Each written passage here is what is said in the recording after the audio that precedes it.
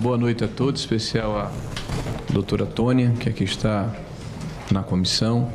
Imagino, doutora Tônia, que não é fácil, né? Só o fato de estar aqui, para qualquer um, devem ser a senhora, é constrangedor. E eu tive a oportunidade de ouvi-la com muita atenção e até as respostas que Vossa Senhoria deu a terceiros aqui. E uma coisa que me chamou a atenção, e eu quero ser franco com a senhora, é que essa é a 18ª reunião que nós temos aqui. E há 18 reuniões eu escutei da senhora, do representante do Partido dos Trabalhadores. A senhora veio aqui e está repetindo a mesma narrativa que nós ouvimos aqui, a exaustão. E uma narrativa que não tem amparo na realidade. Eu estava ali ouvindo agora e fiz aqui uma consulta no Google e outra no chat GPT. Tem alguma notícia, a pergunta que eu fiz, e desafio a quem está em casa a ouvir, sobre denúncia de desconto associativo no período de 2019 a 2022? Não há. Mas há uma narrativa do PT recorrente. A senhora é, de acordo com o seu currículo, mestre em Direito Político e Econômico pela Universidade Presbiteriana, Mackenzie, especialista em Direito Constitucional, enfim, graduada pela Faculdade de Direito, pós-doutorada, professora da universidade. Então, a senhora, mais do que ninguém, não pode desconhecer a lei. E a senhora fez uma afirmação aqui que me chamou a atenção. A senhora afirmou que desde 2019... a senhora denuncia o fato de que há desvios ou fraude em descontos associativos. Mas a senhora foi membro do Conselho da Previdência desde 2021. E antes de vir para cá, eu fui lá para o meu gabinete para consultar as atas. E a senhora em nenhum momento falou a respeito desse tema, em mais de 9 reuniões. A senhora não falou. A senhora prevaricou? Não, né? Bom, mas a senhora teve a oportunidade de falar de 2021 a 2022 como membro representando os aposentados nesse conselho. É que eu achava que o ambiente adequado para fazer isso era direto no INSS e não no CNPS. A senhora falou no INSS? Sim. E a senhora tem prova de falar no INSS? Não tenho como provar, não tenho ata dessas reuniões no INSS. Mas me desculpe, a senhora como advogada, a senhora sabe que o que a senhora falou aqui é muito sério. Sim. E se a senhora não falou no conselho, e a senhora como representante dos aposentados no Conselho de Previdência, a senhora se omitiu e foi ao INSS falar, mas não documentou a sua fala, a senhora há de convir que eu posso presumir que a senhora ou está fazendo uma fofoca, ou a senhora está fazendo uma afirmação sem base em fatos. A senhora precisaria ter um documento que comprovasse essa denúncia que é grave. A senhora concorda comigo como professora de Direito? O que eu fiz foi levar a notícia de que eu tinha conhecimento de que aposentados estavam sendo filiados a entidades sem terem feito essas filiações. E isso precisava ser investigado. Bom, me parece que a senhora só sentiu que o ambiente era adequado no Conselho quando mudou o governo em julho de 2023.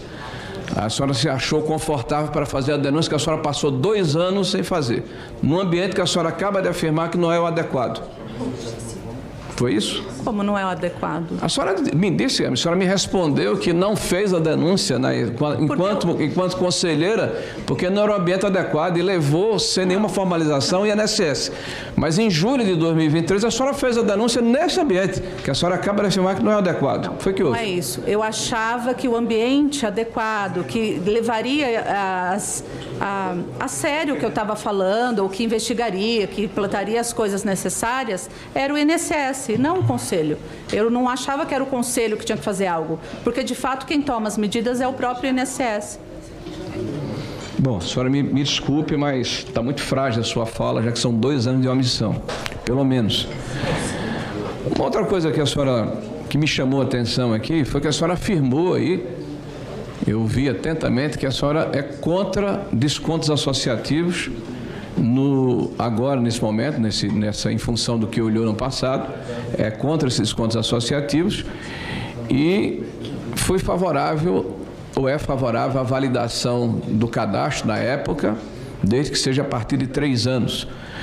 A senhora também é favorável ao pente fino que era feito para verificar se existia fraude nos benefícios que eram dados na aposentadoria, por exemplo, auxílio doença, maternidade, pessoas que adoeciam e tinham que receber temporariamente, a cada 6 meses precisavam revalidar esse processo? A questão dos pentes finos é que normalmente cancelam-se centenas de benefícios que as pessoas ainda precisam estar recebendo. Mesmo com fraude? Não, às vezes sem fraude. A pergunta que eu fiz à senhora é se a senhora acha que é necessário se fazer um pente fino para verificar se há fraude. Sim, é necessário. Mas a senhora deu uma entrevista na contramão do que a senhora está afirmando, inclusive no site a explicação que eu do dei senhor Medeiros agora, aqui. Tem uma entrevista extensa da senhora contra a MP 871 e contra o pente fino e as ações que foram tomadas para tentar pôr fim à fraude ou uma parte da fraude que sempre existiu no INSS. A senhora também, desde 2000, né, foi fundado o Sindinap. E a senhora fala que só ouviu falar de problema de descontos associativos regulares em 2019. Bom, eu não sei onde a senhora estava, mas eu vou apresentar aqui à senhora. Contribuição compulsória de aposentados são descontados sem saber se em sindicatos faturam milhões. Isso aqui é de 2010. A senhora já estava como assessora jurídica do Sindinap. Tá. Globo, 2010. Ex-ministro Paulo Bernardo recebeu mais de 7 milhões de propina dos investigadores. Isso aqui sobre a tal da venda casada, consignado, mais desconto associativo. Agora, mais recente, uma idosa descobriu que teve descontos indevidos do INSS após 30 anos no escândalo de fraude. Faz 30 anos que ela era associada sem saber. Então, eu sinto, sinceramente, está tendo que falar a respeito desses assuntos, porque a gente está aqui numa narrativa e a senhora corroborou. A senhora sentou-se aí e, ao invés de falar, né, do seu sindicato, das ações que a senhora perpetrou, por bem ou por mal, que, como disse com propriedade Zé Trovão, a senhora tem a presunção de inocência, é constitucional, a senhora sentou-se aí para corroborar uma narrativa que não é verdadeira. Que não é verdadeira de maneira nenhuma. A fraude começou no Bolsonaro. Não é verdade. Já mostrei aqui para a senhora. Tá? Ele foi combatido no governo do Lula. Não é verdade. Foram as denúncias no site Metrópole que ocasionaram a abertura de um inquérito. Né? Houve uma explosão em 2019. Por favor, o primeiro gráfico para mostrar a doutora Tônia aqui, para ela entender o que aconteceu. Pode ser que ela não tenha tido a capacidade de observar os dados. Olha, doutora. Aí, ó, a explosão se deu justamente a partir de final de 22, 23, 24 é o ápice e 25 só não estoura porque parou na metade. Tá? Aí se você pegar os ACTs vigentes da mesma maneira. Passa o próximo gráfico, por gentileza.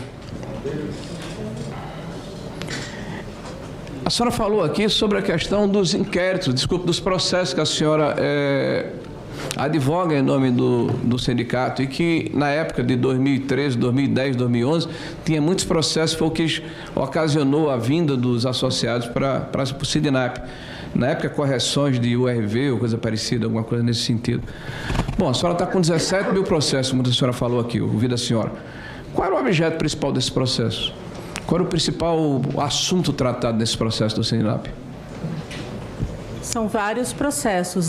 Mas o principal? Esses que eu falo. Não, eu sou procuradora em diversos processos. Tá. Processos de revisão, fator previdenciário, recuperação do poder de compra, ações do teto, do artigo 29, de ICMS, Fundo de Garantia, tá bom. PIS. Eu quero dizer à senhora que o principal assunto desse processo contra o Sindinap, que foram advogados, são associados querendo sair do processo.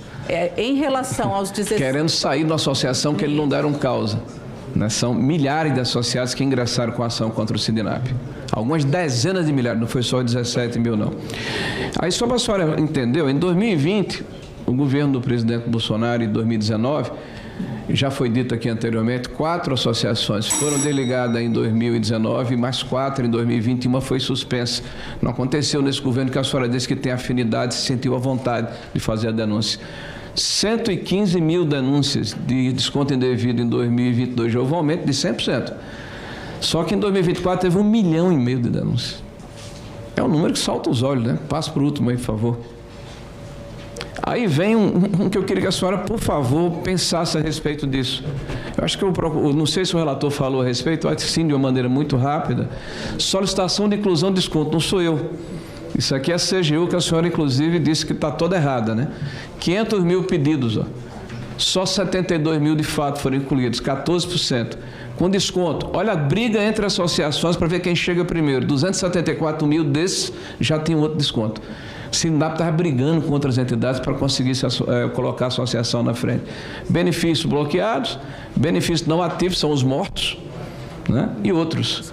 Isso aí são tranches, ó, de 21 e 22, 2 períodos do governo Bolsonaro e 17 do governo do presidente Lula. Então, doutora Tônia, assim, com todo respeito à senhora, que a senhora merece, como qualquer pessoa que vem aqui, o que me chamou a atenção, em especial, eu não vou entrar no mérito aqui da apresentação feita pelo relator, a senhora já respondeu, é o fato da senhora sentar-se aí e se sentir à vontade para corroborar uma falsa narrativa que o PT vem tentando estabelecer aqui há 18 reuniões. Por isso me chamou a atenção.